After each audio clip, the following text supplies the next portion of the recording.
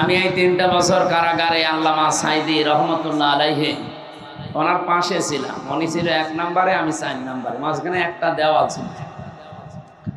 আল্লাহর বান্দার সাথে মাত্র একবার দেখা করার সুযোগ দিয়েছিল জালেমরা, তাও 10 মিনিট। আমাকে বলেছিল, হামজা যদি বাইরে যেতে পারো, আমি তো আর যেতে পারবো কিনা জানি না, যদি যেতে পারো চট্টগ্রাম আর খুলনা বিভাগের মানুষদেরকে বলবা কোরআনের কথা বলতে কোনোদিন আমি পিছপা হইনি। তোমাকেও আমি বললাম কোনোদিন কোরআনের কথা যেভাবে জানো ওইভাবে বলবা, পিছপা হবা। আমার মাঝে মাঝে মনে হয় আল্লাহর এই ওলির মাথা হাত আমার মাথায় এখনো লেগে আছে।